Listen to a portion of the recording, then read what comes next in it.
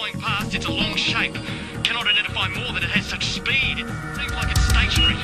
What I'm doing right now is orbiting, and the thing is just orbiting on top of me also. It's got a green light and sort of metallic-like. It's all shiny on the outside. The engine is rough idling. I've got it set at 23, 24, and the thing is coughing. My intentions are to go to King Island, Melbourne. That strange aircraft is hovering on top of me again. It is hovering, and it is not an aircraft.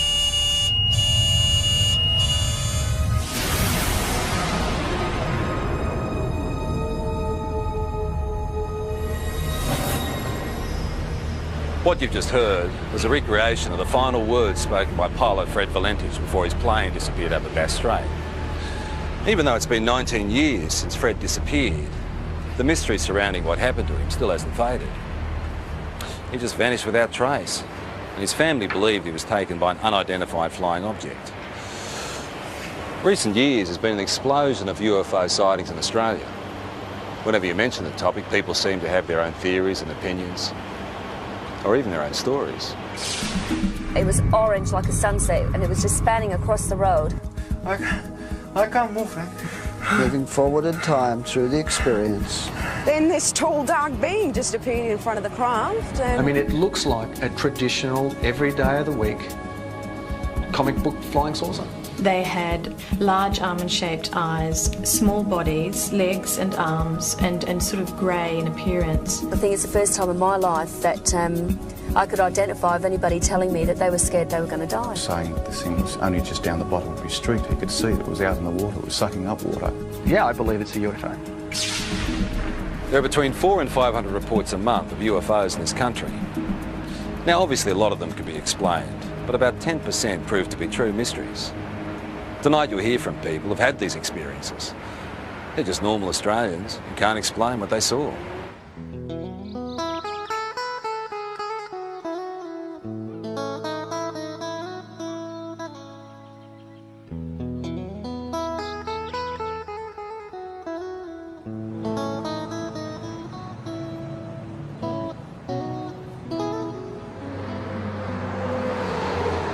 I was travelling from Sydney in a northerly direction toward Gosford along this particular road here, the Pacific Highway, and it was quiet. There wasn't a lot of traffic. It was early Christmas morning, and I was just gazing out of the front window of the car, and I saw approximately half a kilometre away a bright silver metallic object crossing from south to north.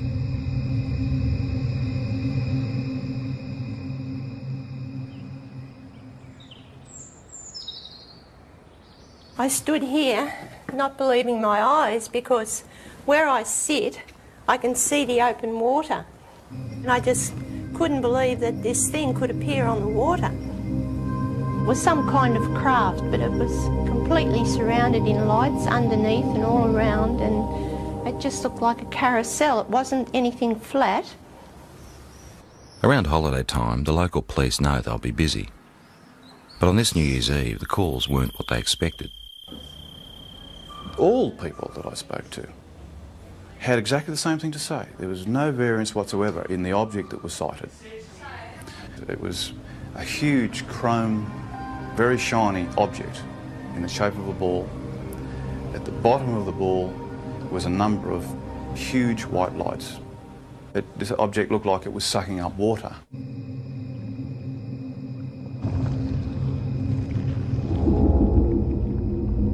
Some calls were quite frightful in their voice.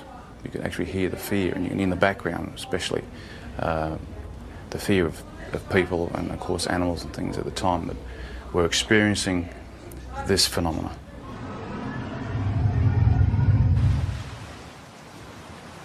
We're looking out above this headland here, and we're watching a bright light move in a strange fashion that you'll never see, or we never saw anyway.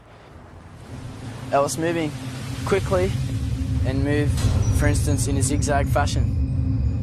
We were watching it for 10 to 15 minutes, move in this direction north, and we just saw this bright light 15, 20 metres above our car. Just a bright light, emanating light towards our car. It was just awesome. All of a sudden I saw these lights come out of the water, like a cylinder, and flash. And the top of the water all lit up. And as that light was up, I could hear the rushing of water, movement of water, and then the water being raised up, and then shortly after, down comes the water on top of the lake. I noticed this rather bright light that seemed to be on the right-hand side of the car, and it seemed to be following us for quite a while. And then all of a sudden it turned and went at a right angle right across the expressway in front of the car. It was large, round, and it seemed to have a stream of sparks flying out the back of it. I don't know what it was, but it was most peculiar. After the initial New Year's Eve reports to police, the local Sun Weekly newspaper got hold of the story. There were hundreds more people at home that obviously thought they'd seen something quite out of the ordinary, but were too scared maybe to come forward and actually say that they'd seen something. Our office, the day the report hit the streets, was amazing. We had caller after caller saying they'd seen the same thing. A lot of the witnesses were retired academics, some were policemen, nurses, school teachers, Sunday school teachers, lawyers, business people, some of the leading business people in the area. They were all people that had everything to lose and nothing to gain by even coming forward and making a report. All the people who actually saw it hovering over the water described these 4 or 5 shafts of bright white light coming down to the water and literally penetrating the water rather than reflecting off it. We also had descriptions of the water seething underneath it. Some people said it frothed, some people said it foamed, some people said it was steaming up. Overall, I'd imagine there'd be probably 3 dozen telephone calls on the night. Well, we're police, Sergeant Wenning. In particular, Sergeant Wenning remembers one very distressed caller. He told me he had been woken up from a deep sleep with thunderous noise and bright lights, dogs barking. His children had come into his bedroom screaming. He was saying that this thing was only just down the bottom of his street. He could see it was out in the water, it was sucking up water. The sound was like a million hummingbees. He didn't know what was going on.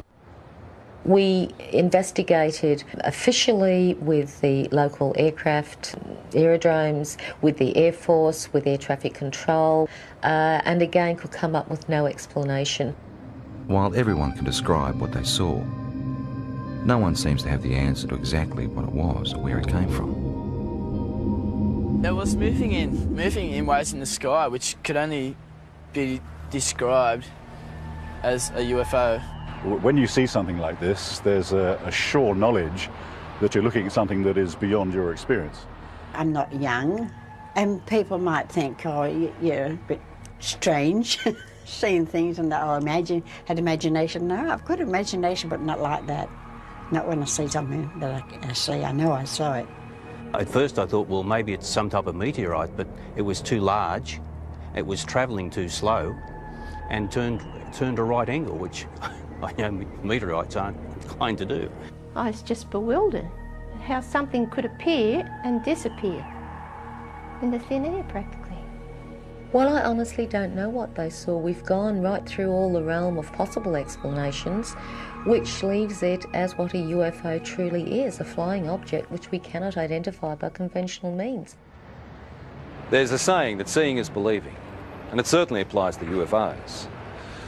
The most intriguing personal accounts come from people with no real interest or belief, until it happens to them.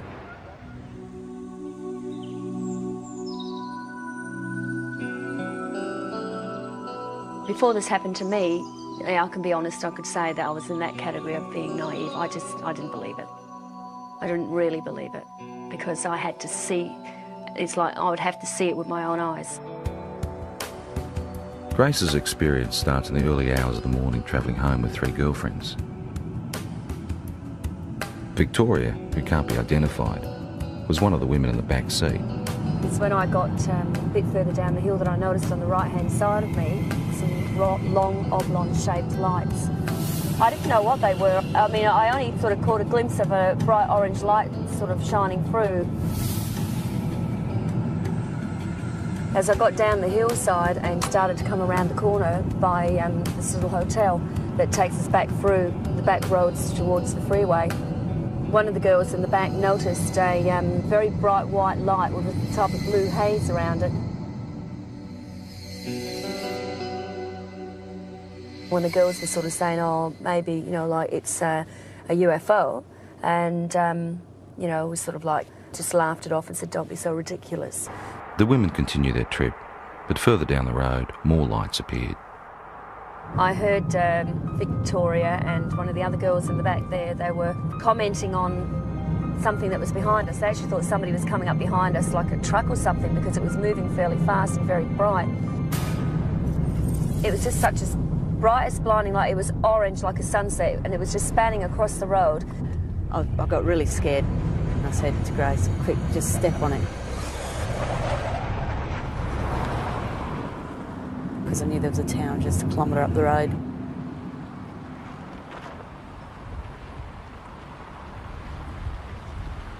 So as we got closer into the middle of this car parking area and looked up, we could see this ship.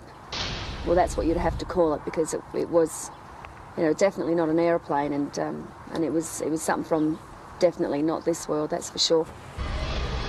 It sort of moved across from this direction straight over the top of us.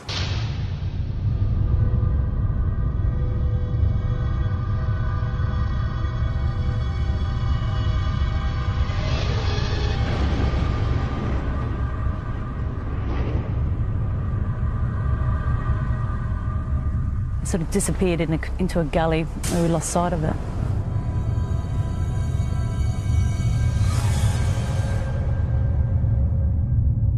We were scared for our safety. I mean, I've got to be honest, I think it's the first time in my life that I could identify of anybody telling me that they were scared they were going to die.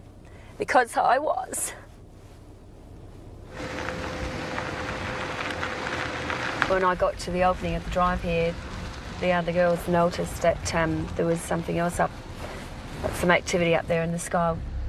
We were still scared. We didn't know what they were either.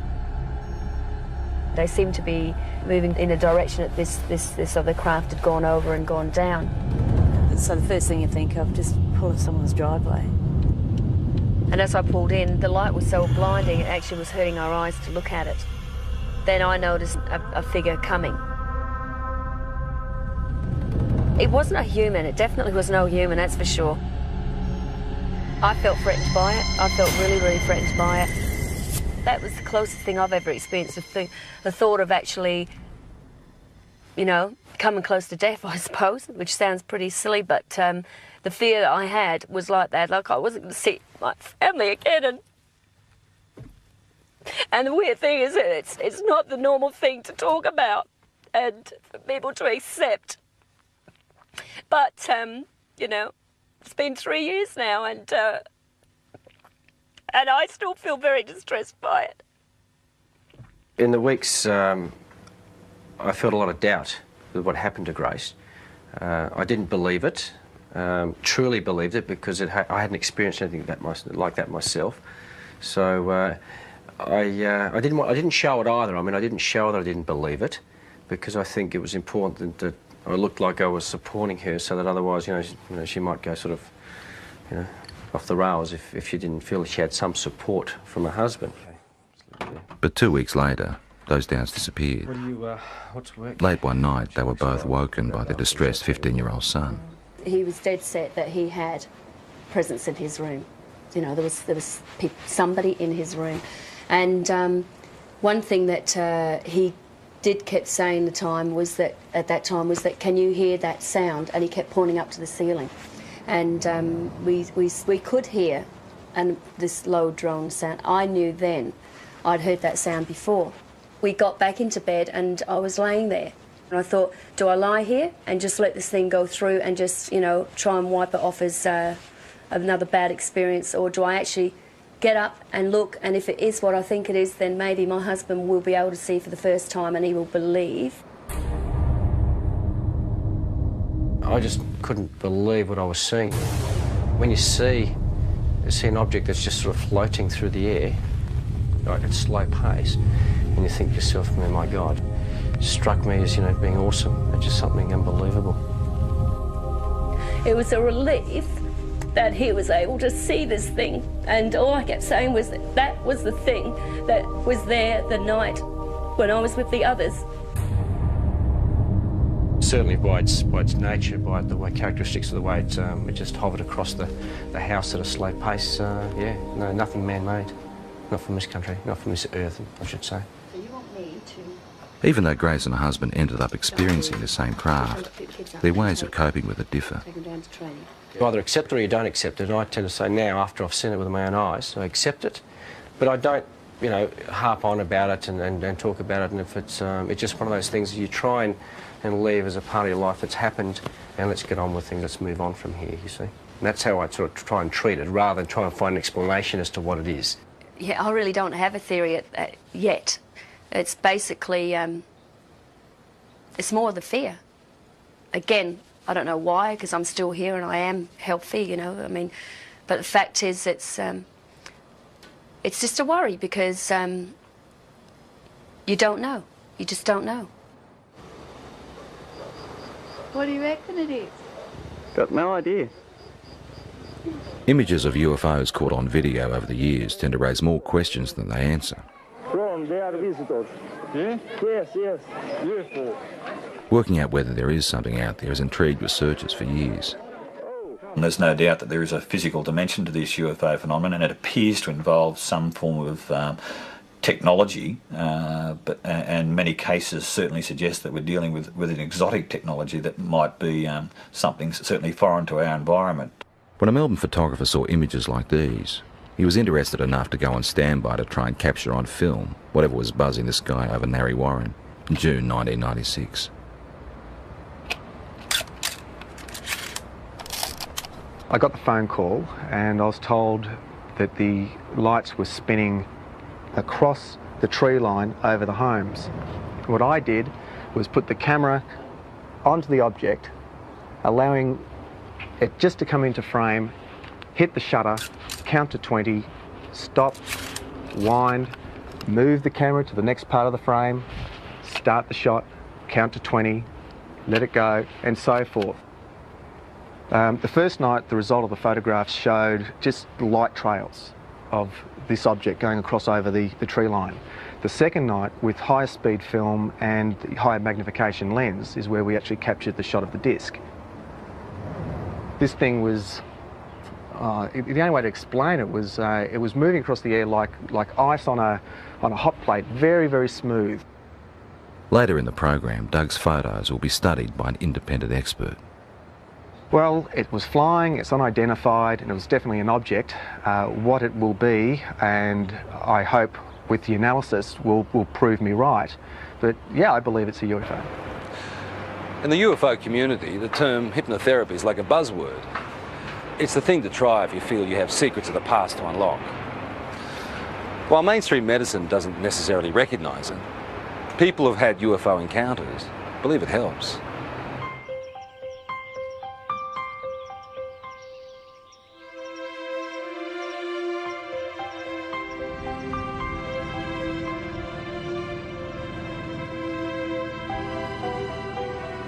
Victor Pufulescu believes he started having alien encounters as a teenager back in his native Romania. He's turned to hypnotherapy to try and find out exactly what happened. It's like being a good soldier.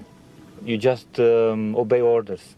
This is actually probably the best description of hypnosis process. Loosened limb, deeper sleep.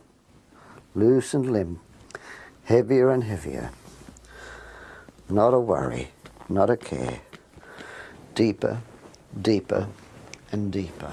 Hypnotherapy is a way of allowing us to get into the subconscious mind. The intellectual mind tends to want to control and criticise everything. It's the censor of stuff it doesn't even know about that was in there before we were 3 years old. So by sort of relaxing and sliding across the conscious mind, if you like, we can sort of delve into the unconscious, or to allow what's in the unconscious to find its way out. Oh, I can't move, Frank. Uh-huh. The pressure is increasing. I can't move. The chest, my arms, my legs. There's a thing about hypnotherapy that very often the subject will want to please the hypnotist. They have to look at that, but the thing is that you can see that when a person is reliving an experience, that it's pretty easy to see whether that's faked or not. Moving forward in time. My legs. Moving forward in time. Moving forward in time through the experience. The pain is inside of my elbow. Thanks. Who are you saying thanks to? Them. Can you ask them what they're doing? No. It's a test. That's a test. I just know it's a test. They keep me telling be calm. They're telling you to be calm? Yeah. Very often the people are quite disturbed about dreams they're having or things they've imagined happen to them. And they often come out of this saying, I'm pleased I'm not crazy, or I'm not mad, or I'm not imagining this. It does give you some answers, but also creates thousands more. And this is probably the trickiest part. I'm never happy with the answer which I'm getting, and I want more and more and more.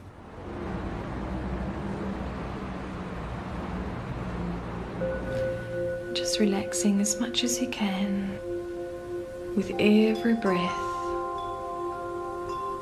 Just feeling a sense of calm. From 1992, there was a very strong correlation with awakening psychically and with my healing work to having these experiences. Elizabeth Robinson is a spiritual healer and therapist who says she's been having extraterrestrial experiences since childhood, but is only now starting to accept them. I mean, when they started with me, I thought, my God, this is bizarre. You know, this is crazy. This is in the realm of science fiction. But I know now I've had to work through that and struggle with it, and I've denied it like hell for 5 years. And I can't deny it anymore. Elizabeth says she started seeing creatures like these around her home in Perth in 1992. There were 3 beings standing there. They had large shaped heads, bigger at the top to chin at the bottom, large almond-shaped eyes, small bodies, legs and arms, and sort of grey in appearance. But they looked at me with a sense of intent and intelligence. Soon after, Elizabeth's daughter talked of being visited by a lady during the night. Elizabeth believes it was one of the same beings. And I looked down on the desk, and here was a drawing of this being, this same being that I had seen. And I said to Jessica, who did that? Because I knew that at 2.5, her drawings were scribble drawings. And she said, oh, that's the lady. I tried to rationalise it, but I knew that I wasn't imagining this stuff. You know, there was something in me that told me that there was more to these experiences. They're looking at me again. Elizabeth then turned to hypnotherapy to try and uncover what she couldn't understand. This session was recorded last year with visiting American UFO researcher John Carpenter. I don't want to give the baby up. What seems to have come up in hypnosis is that I've had children taken from me, babies taken from me that are growing up on crafts. And this is just absolutely bizarre, you know, talking about this. I mean, you talk about this, but, you know, at first you struggle with it. I mean, you can't fully comprehend this, but what I could comprehend was the emotion around it. I know what they're doing. They say it's time. They tell me with their mind. The emotions are so real, they're raw, you know, the grief is there, the terror is something like I've never felt before. They're just doing what they're doing. What are they doing? They're getting the equipment ready. Part of the reason why they're involved here on Earth is to help us awaken, but there seems to be some sort of reciprocal type of arrangement whereby, you know, they're coming to Earth and they're creating a new race of beings, or creating some sort of hybrid race of beings. I used to think, okay, I'm dreaming, until I used to be able to get up, go to the bathroom, make a cup of tea, come back, sit down, they'd still be waiting for me. And I think, oh. Elizabeth and colleague Mary Rodwell now run a support group in Perth for people who've had alien experiences. And this is what I mean, my business is emotional trauma. That's why I'm here. And I won't deal with fantasy. I can't deal with fantasy. So it's about emotional trauma. These people are stressed quite desperately with fear and anxiety about a lot of things that they only have a vague idea often about, but often is because they've remembered being taken. I went 3 months with barely any sleep. If you remember, I told you about 11 or 12 weeks, barely any sleep. Most of them just want to live an ordinary life. They don't want this to happen. So for them to have the chance to at least talk about it and release all the anxiety and fear around that as much as they can around talking about it, it seems that through that there is real healing. For me, I became very frightened that I would be labelled crazy or, you know, hallucinating, whatever it was, and that I couldn't have somebody to relate this experience to that would honour my experience. Have either Elizabeth has always kept journals about her experiences, which she is now using to write a book. I saw a grey being appear, white-grey colour. In the dream, I was searching for my son, even though the child dream of trying to run away from several grey beings, but as fast as I ran or wherever I really don't expect someone to be able to say, absolutely, you know, this is real, because, you know, you always doubt yourself, but you know that it's real, and you have to come to some point and stop denying it, and that's what I'm starting to do. Sorting out the facts surrounding UFOs can be tough, unless of course there's something that science can put to the test.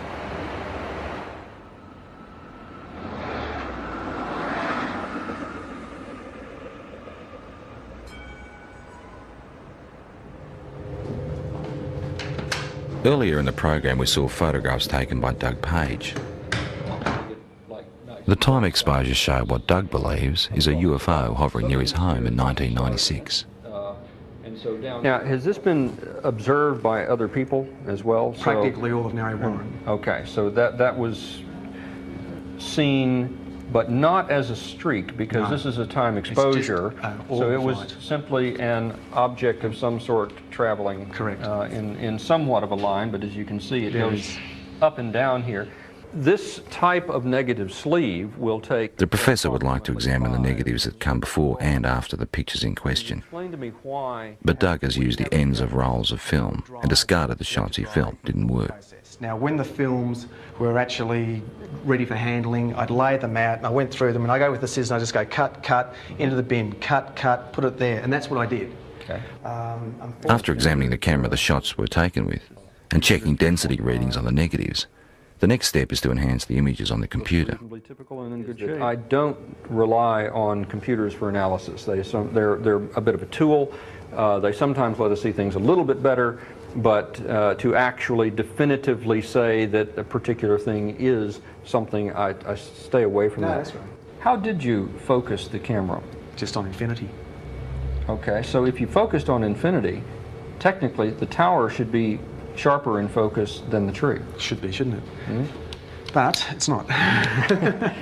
Interesting question, isn't it? It's a good one. The only trouble is there's no sort of guarantee, of course, in the darkness that it hasn't moved off set either, but I had that set for infinity.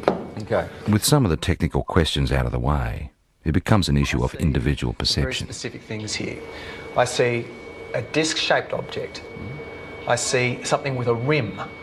Okay, there is definitely a lip. There are what appears to be lights. There's big, there's another small one in between, another one. So we've got something that is geometrically laid out. You can see a texture, and you can see definitely on the dark side of it something. So something's in shadow. I mean, it looks like a traditional, every day of the week, comic book flying saucer.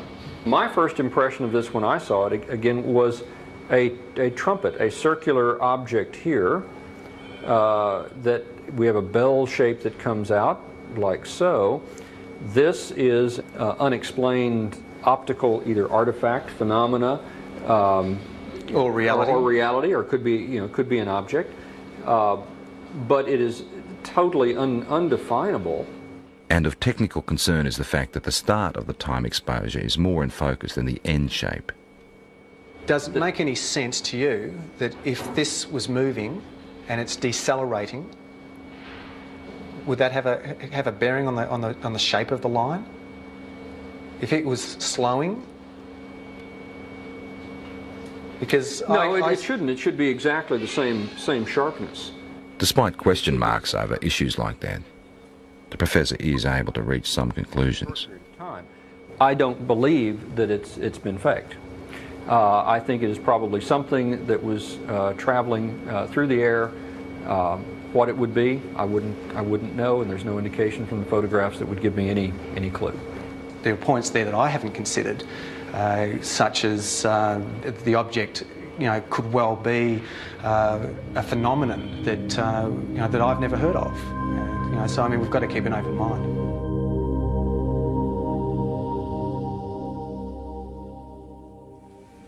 I don't know, maybe between 6 and 8, I would assume. Okay. They were fairly intense, or? Yeah, they were very close together as well. Right, okay.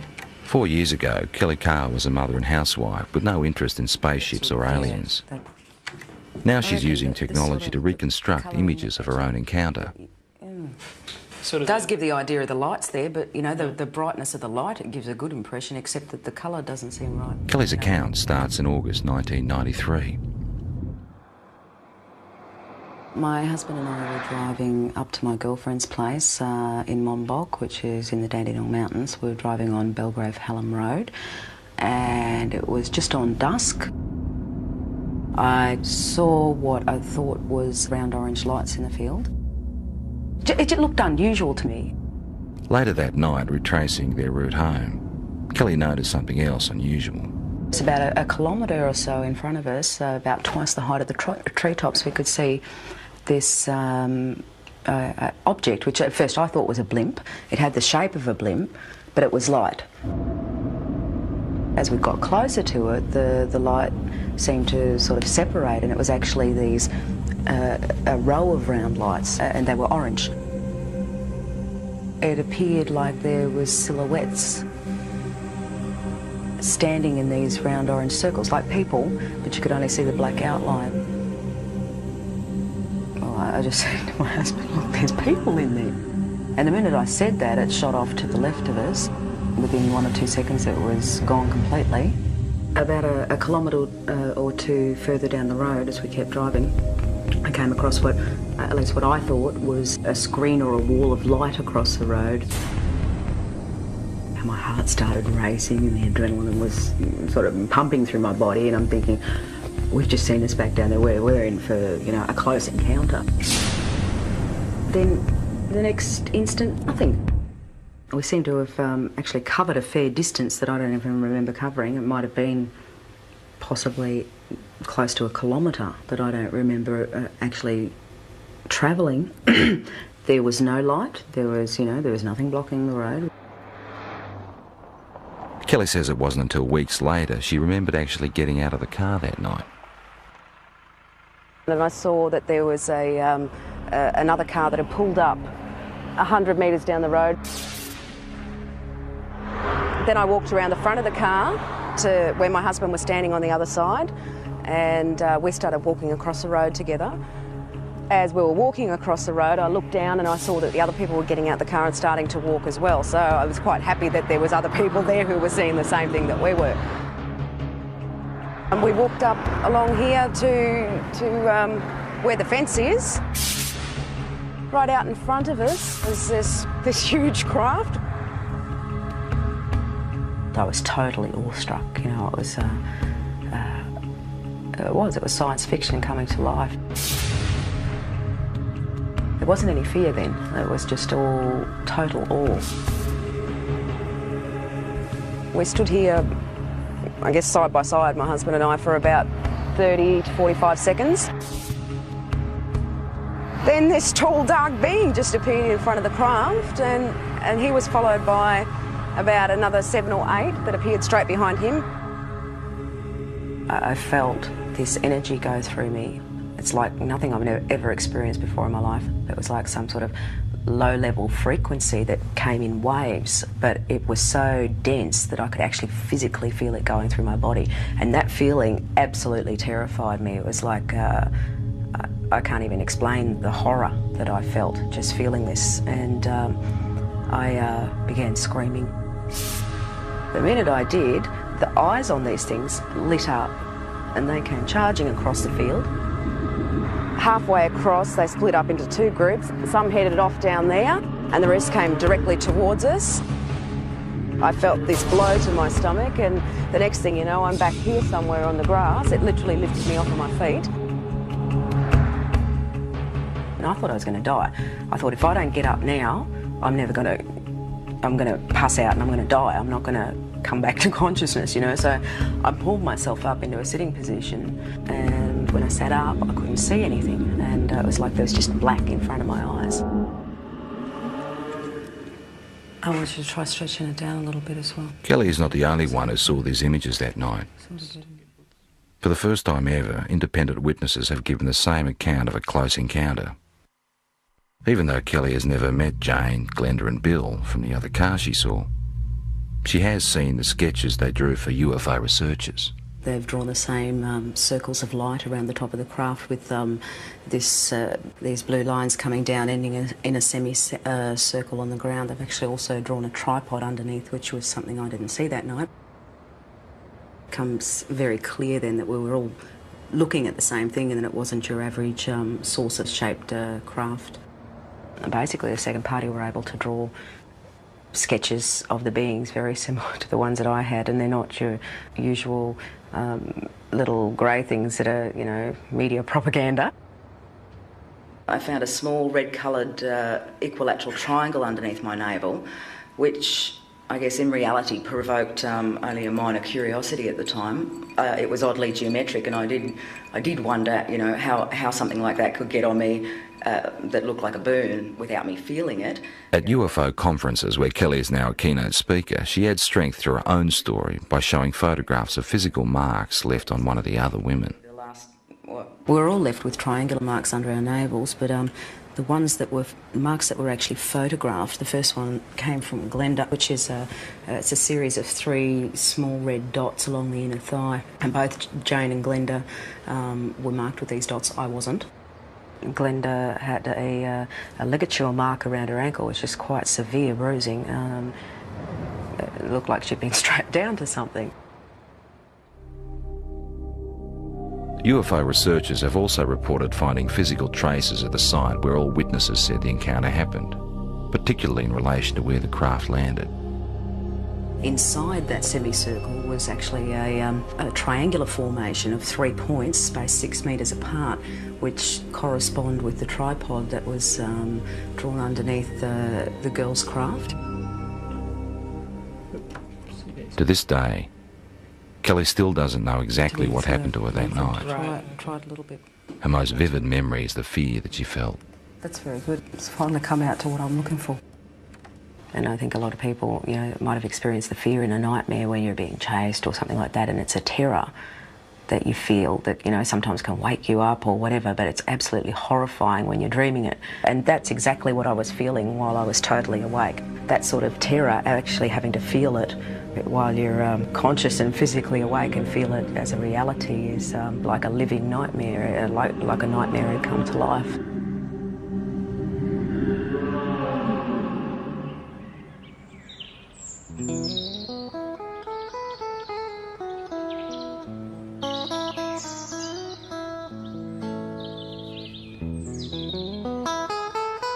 We've moved out onto 138 acres.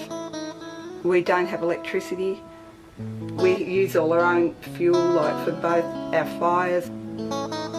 We're in the process of trying to become self-sufficient as far as food's concerned. We just lead just a very different lifestyle. Denise Borrett says it's her encounters with strange beings that have helped her make the decision to live this way. There's one of our missing. I believe at the moment that they're giving us quite a dire warning about what's happening to the planet and what's going to happen to us unless we actually wake up to what we're actually doing. They seem to open parts of your mind that aren't opened before, and or they help you to do that. I don't know, but all I know is that I'm a very changed person since I've had my experience. Well, lifestyle changes you'd think shouldn't happen to people if these things aren't physically occurring. So I guess it's a little piece of evidence to suggest that something really startling and extraordinary must have happened to a person because of the changes that they do go through. Denise says her visitors have the ability to render her husband unconscious, so he never actually experiences the aliens, but he does have physical scars. Well, I know I've got a lot of scars on my body, and I know basically where they all came from, but this one, in that particular place, I've got no idea. I just woke up one morning and I happened to comment to Denise, I've got this funny little mark on my arm, and she had a look and she had one in exactly the same place because she said she could remember it happening. And I can actually remember them cutting it. I can remember it was like a little spatula or whatever. But again, there was no pain or anything, and the next day mine had completely healed up, whereas Les's had actually scarred. And I thought, well, they're in identical spots and they're identical size, so obviously something was going on. People who've had multiple abduction experiences very often get very concerned about the environment. They get very concerned about healthy lifestyles. They get very interested in the possibility of life elsewhere. They get very interested in promoting the message that there's something actually going on.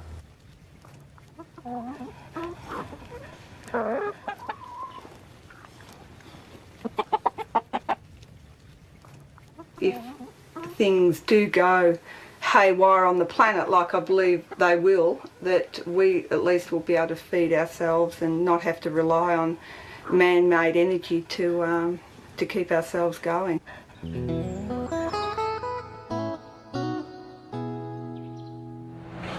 It's pretty obvious that the people that had these experiences are convinced there's more to what's out there than most of us realise. They're also the first to admit that their stories can be hard to accept. All they want us to do is be prepared to listen. I suppose people got to make their own minds up, but we can honestly say that what happened, happened, and there's no doubt about that. Perhaps they're extraterrestrial, we don't know. Perhaps it's military experimentation. Perhaps there's new things in this earth that we don't know about. I don't know what they are. I know what happened to me, but I don't know anything about them. Well, I'd have to say that the evidence seems to be fairly compelling, that we seem to have some sort of alien life form, just in what it is. You've got to keep an open mind. And since I've accepted it, I think I've really started to see it's not really bad. There's a lot of good in what they're actually doing. And it's like they're saying to us, you know, human beings can do so much more. We have these wonderful capacities to heal and to heal each other and to understand ourselves so much more. And we're not yet. Where they come from, I honestly don't know. I would hope that before I die, one day I find out.